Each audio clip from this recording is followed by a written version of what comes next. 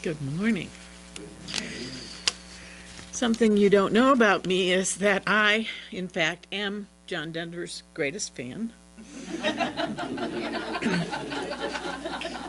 I was in the beginning stages of labor with our third daughter, and we had tickets that night. But, so we went. We were in a loge seat that Dan's boss owned, and his brother was there, and he was an obstetrician. I felt like my bases were covered.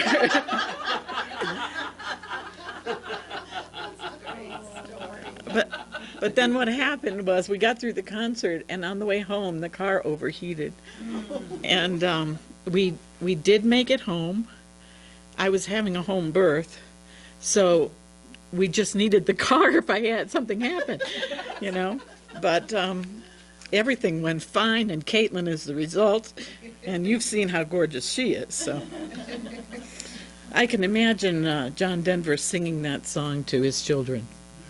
One of the things I loved about him was the heartfelt things that he spoke in music.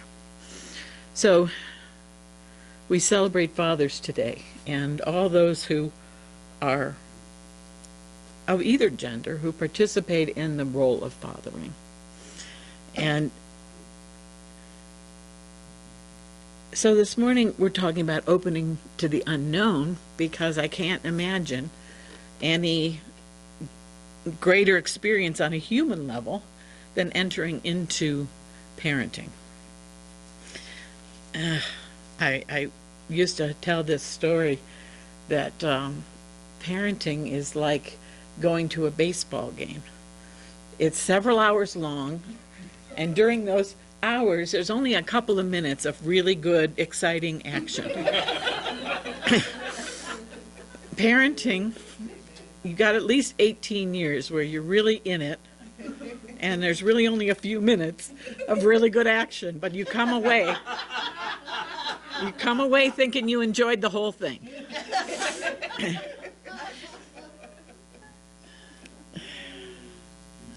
So this morning I just want to explore what it is to be a father, to have a father, and we're going to explore that both on a human and on a divine level.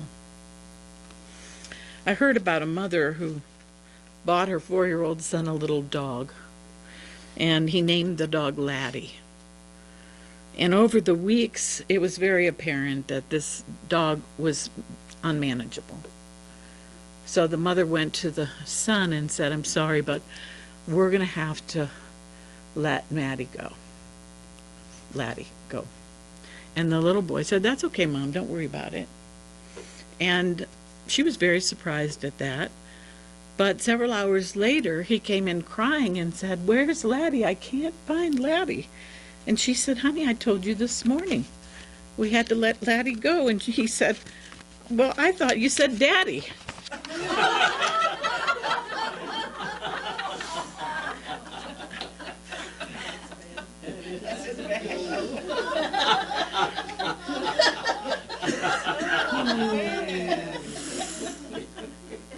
Hearing that story, I wondered how present that father was.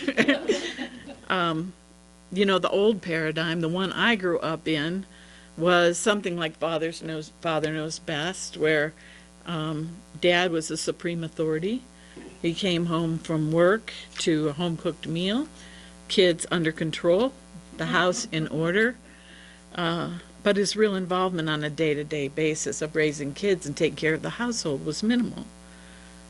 I think we've seen, I have, you know, raising daughters and seeing them bring young men into the house. I think we have changed that paradigm for the most part.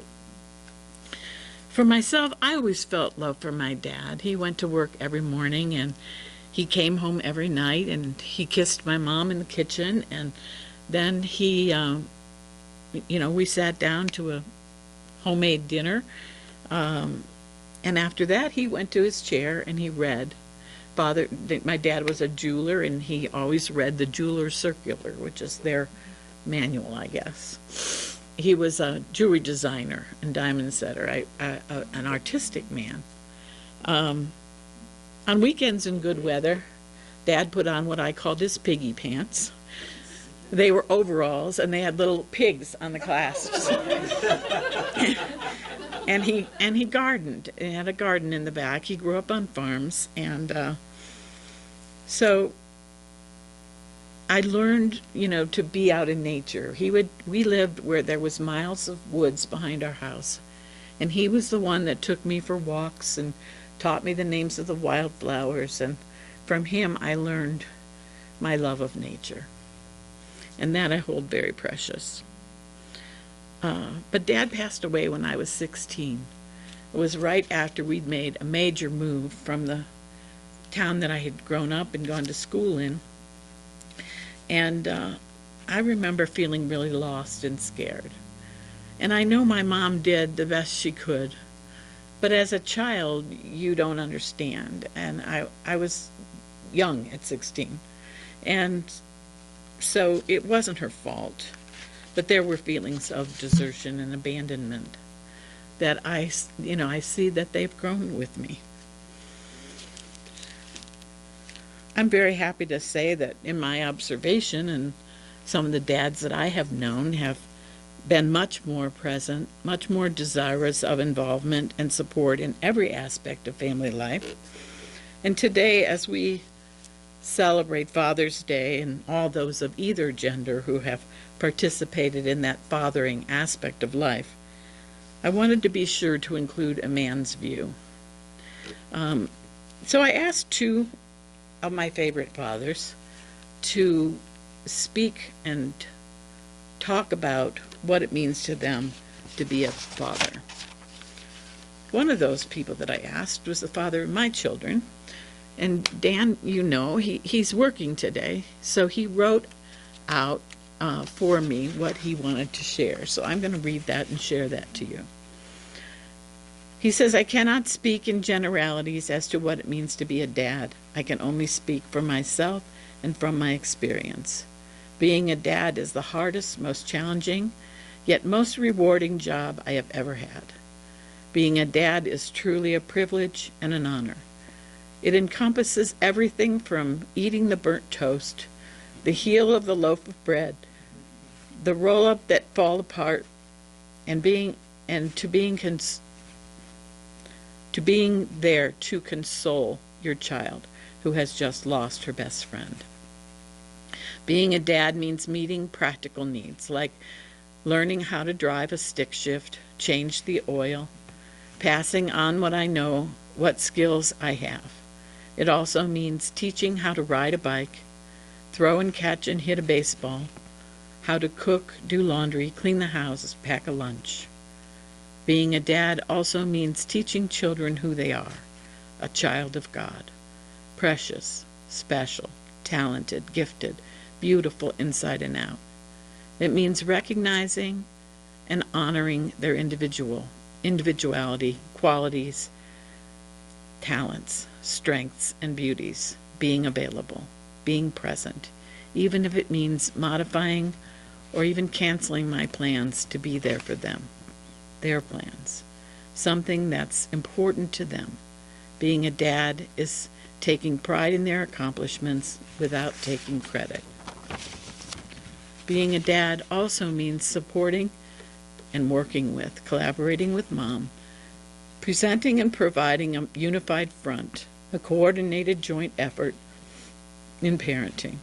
Although discipline is a necessary part of parenting, if I knew then what I know now, there would have been less disciplining and more praising, complimenting, acknowledging the good, and rewarding. Being a granddad, Grampy, gives me the opportunity to do all these things better than I did as a dad.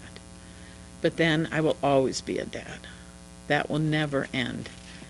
This is a job I will never retire from, nor would I ever want to. Being a dad is forever, and for that, I will be forever grateful. You did a good one there. The other person that I asked to talk to us about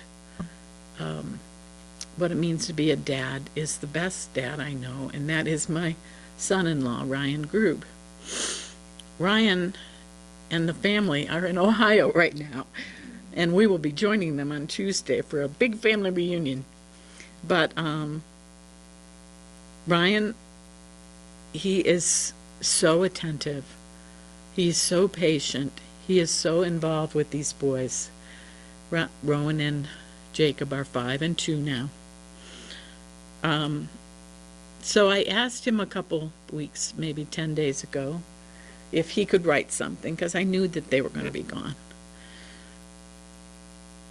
Ryan started a new job 2 weeks ago. And then in the weekend, between the new job starting and them going to Ohio, he took full care of the 2 boys so that Caitlin could have 2 days off and go off with girlfriends to Ouray.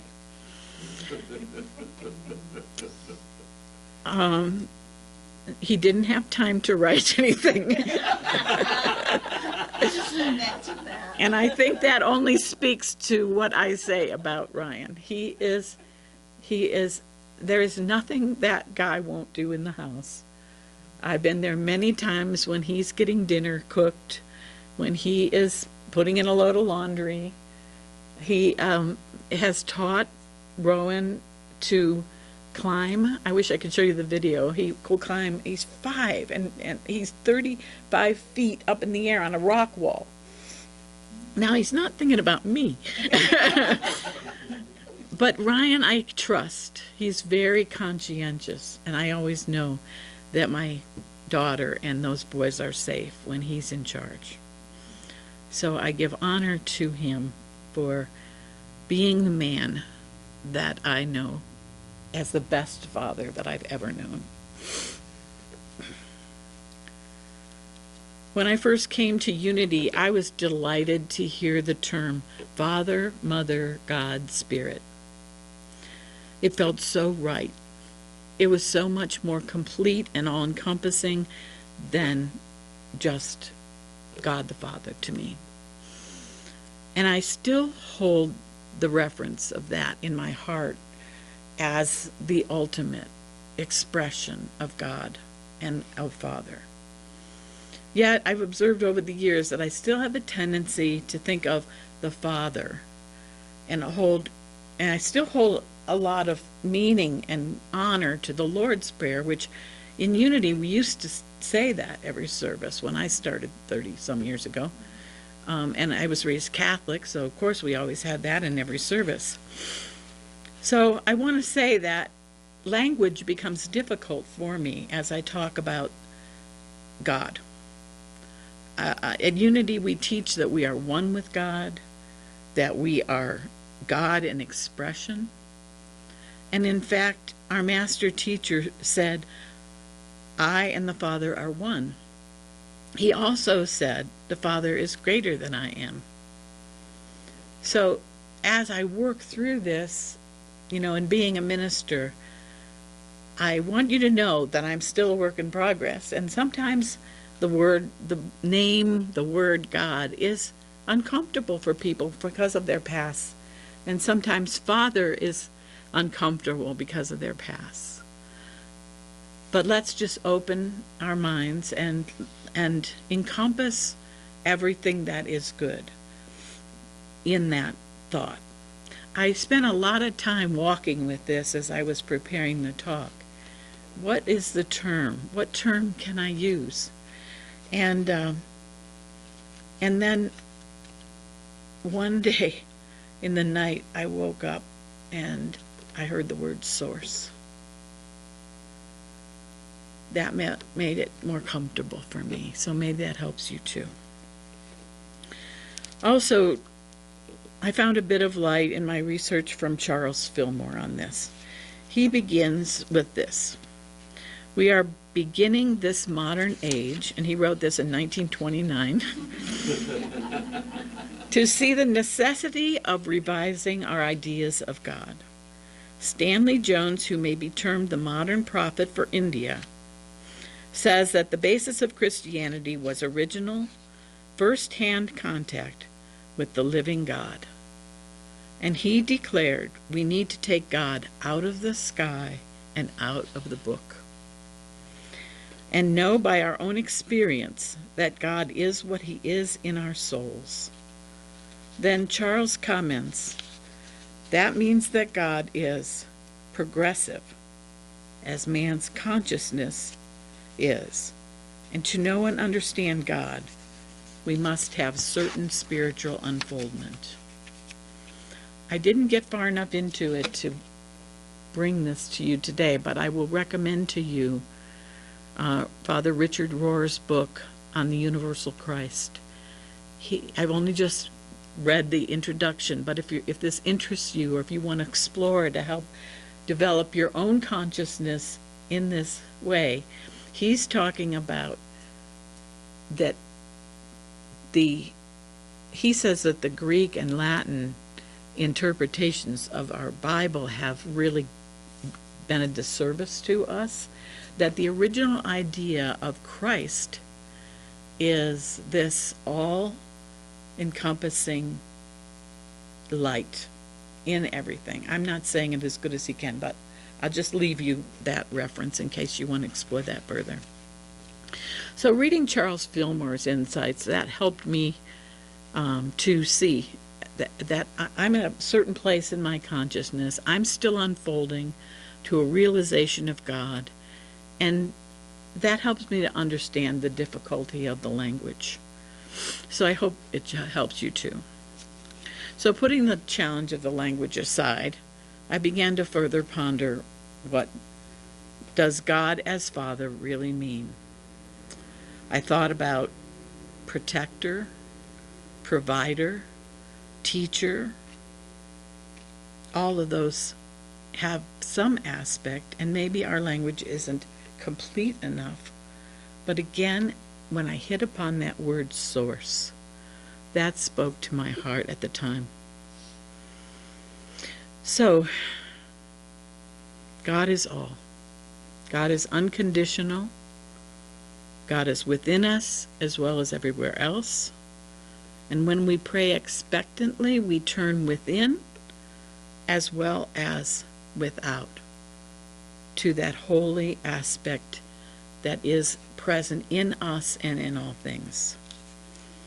When we pray the Lord's Prayer, Our Father who art in heaven, we can know that heaven represents the spiritual mind.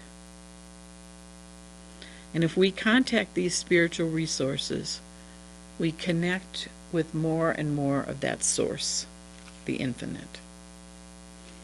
And this is where we open to the unknown. On a practical level, and we do say at Unity here, we teach practical Christianity, it means that we face the situations in our lives that seem beyond our understanding or our ability. We center ourselves in the divine energy, and we open to the unknown infinite resources available to us. We don't need to be worried that we don't know. We know, what we do know is there is resources for us. There are answers. There is guidance.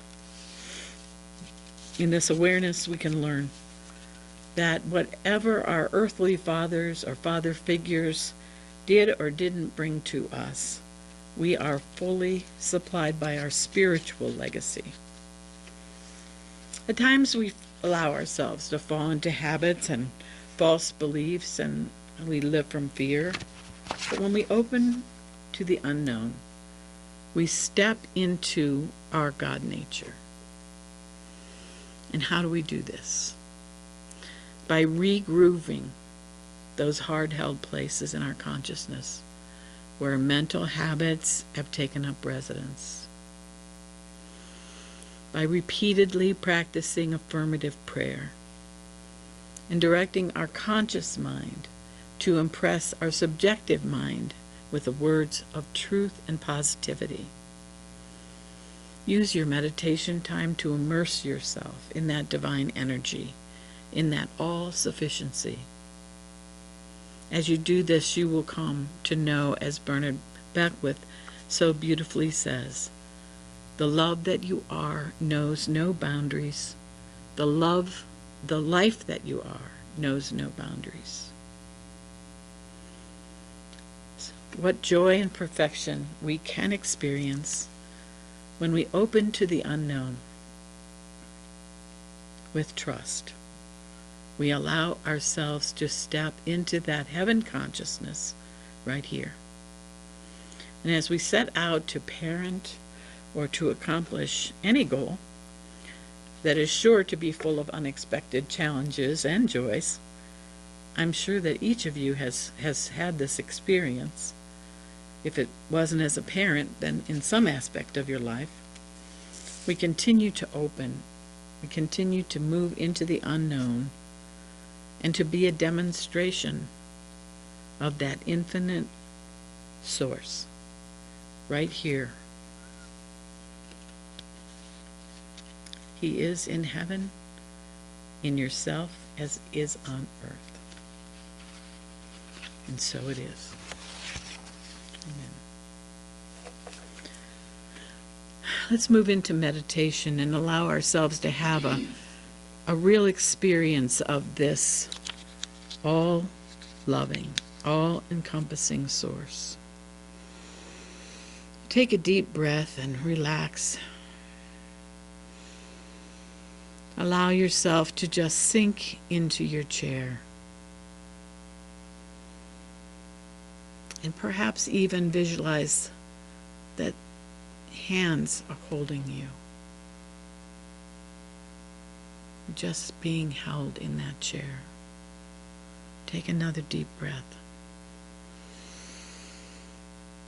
Focusing on the heart, feel the infinite love of the Creator. It's all around you, it's within you. That love is in everything and everyone around you, no matter the appearance. Infinite, nurturing, sustaining love.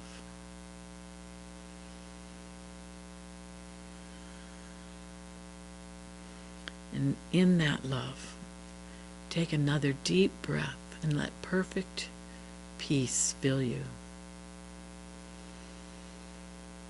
Opening to the unknown. You are held secure and safe in the energy of the divine. And now in the security of that divine love, allow your mind to go to a moment, perhaps in your childhood, or perhaps it was this morning, when you felt fear, lack, or criticism of some kind. Don't attach to it, just view it with detachment, remembering that peace and love that is holding you securely.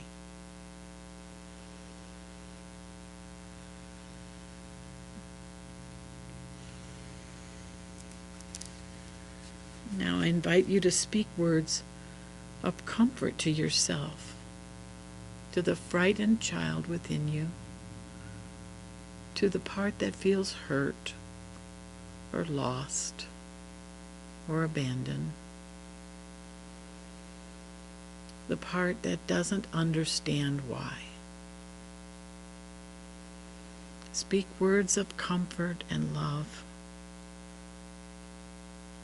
Tell that little part of you how loved and beautiful and perfect it is.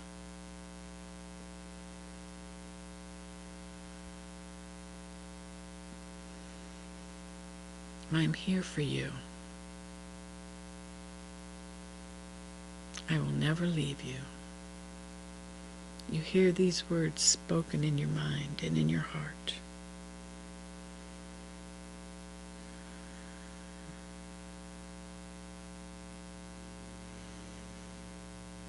There's nothing wrong with you. You're not bad. Anyone who speaks harshly or acts unkindly is speaking from their own pain. It has nothing to do with you. You are my precious child.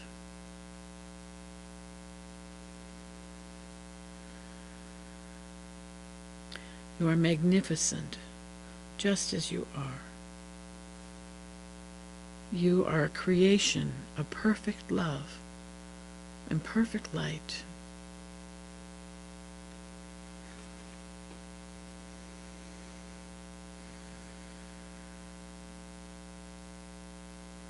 Feel the perfect peace of knowing your power,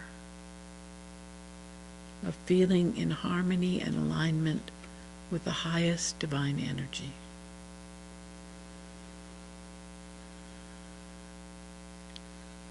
Rest in that knowing for just a few minutes of silence here. Let that knowing take root in your being.